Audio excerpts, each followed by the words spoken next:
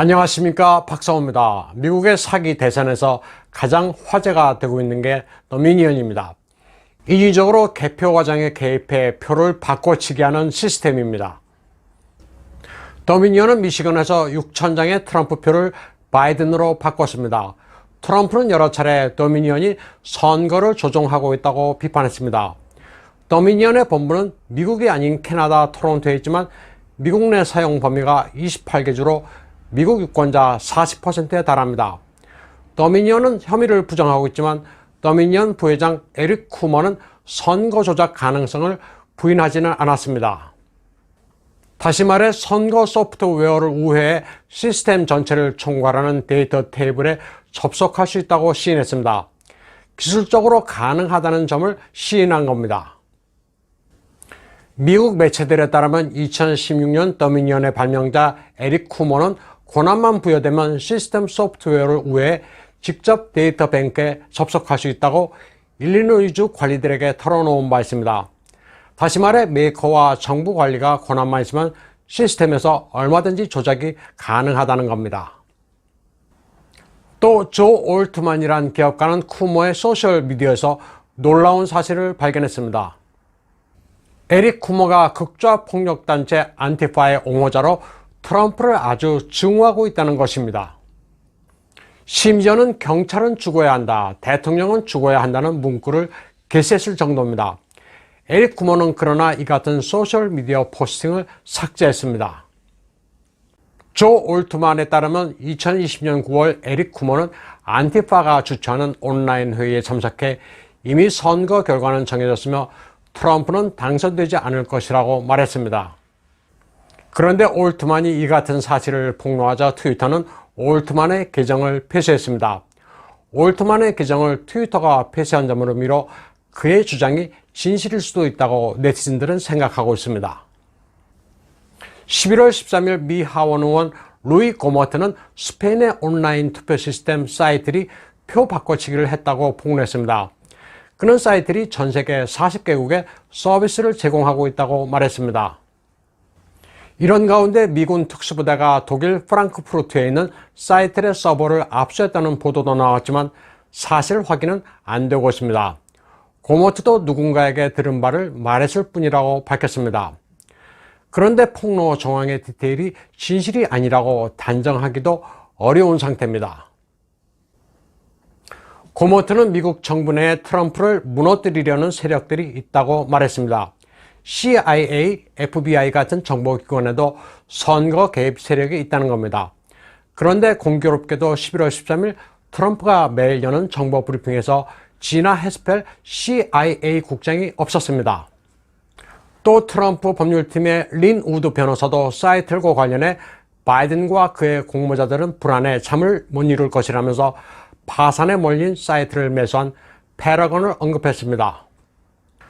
린 우드 변호사는 또 이번 대선 개표 결과가 미국에서 스페인 바르셀로나와 독일 프랑크푸르트의 아마존 서버에 전송된 뒤 다시 처리돼 미국으로 재전송됐다고 말했습니다.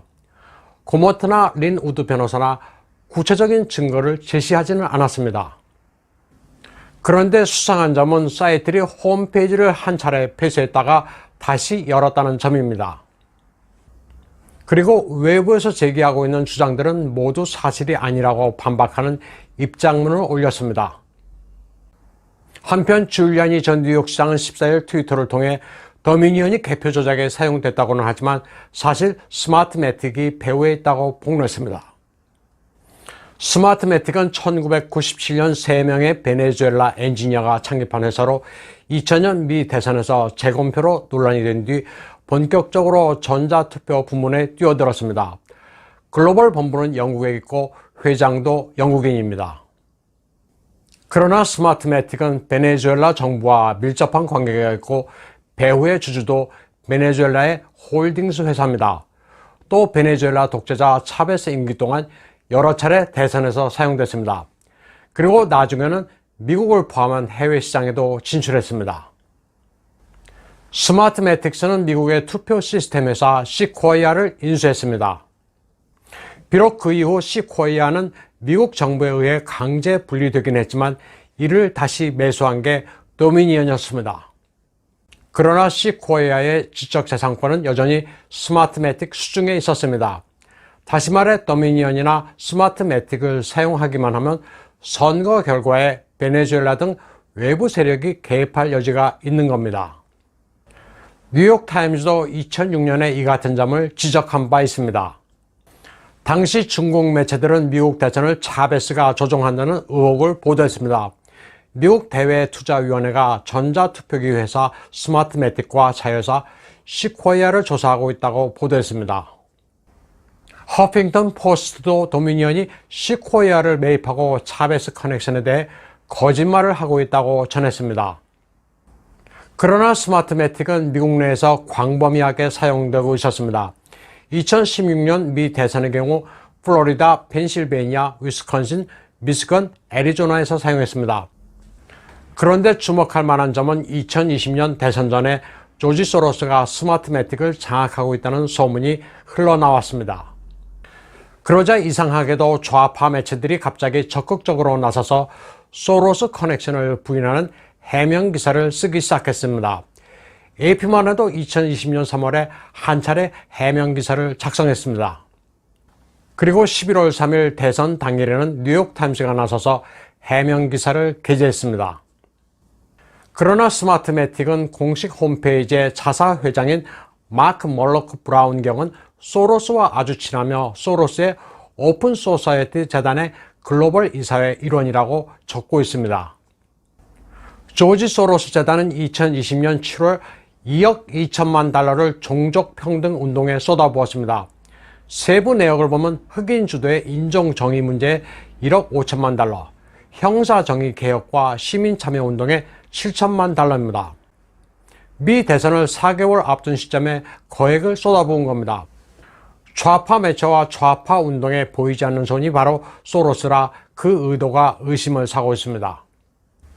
여기에 더해 흥미로운 점은 사이트들도 홈페이지에서 자사가 소로스의 소유가 아니며 그와 관계도 없다고 극구 부인하고 있다는 사실입니다. 또 스마트매틱, 도미니언과도 아무 관계가 아니라고 부인하고 있습니다. 도미니언이란 스페인 회사와 스마트매틱이란 영국 회사가 약속이나 한 듯이 미 대선 전자투표를 도급받았다는 것은 의심을 살만합니다. 도미니언 보팅 시스템과 관련된 복잡한 내막은 시드니 파월도 13일 폭스뉴스에서 밝혔습니다. 도미니언이 당초 설립된 목적은 베네수엘라 독재자 차베스가 선거 부정을 저지르기 위한 것이라고 말했습니다. 도미니언은 쿠바와 중공도 자금을 대고 있으며 그 때문에 당연히 지분도 있다고 말했습니다. 앞서 말씀드린 것과 내용이 대동소이합니다. 미국을 비롯한 해외 수출에 선거에 개입함으로써 입맛에 맞는 지도자를 세우기 위한 것이라고 강조했습니다. 미국에서는 이미 문제가 되고 있으며 이와 관련해 이미 많은 증거와 증언을 확보했다고 말했습니다. 시드니 파월은 일부 주지사와 주무장관도 헌터 바이든식의 이익을 얻기 위해 도미니언과 연계되어 있다고 밝혔습니다. 파월은 또 미국이 지금 한 차례 혁명을 겪고 있다면서 심지어는 민주당 상하원 의원들도 FBI에 도미니언의 문제를 신고하고 있을 정도라고 전했습니다. 그러면서 미국의 자유가 유지되기를 바라는 사람들은 모두 들고 일어나야 한다고 말했습니다.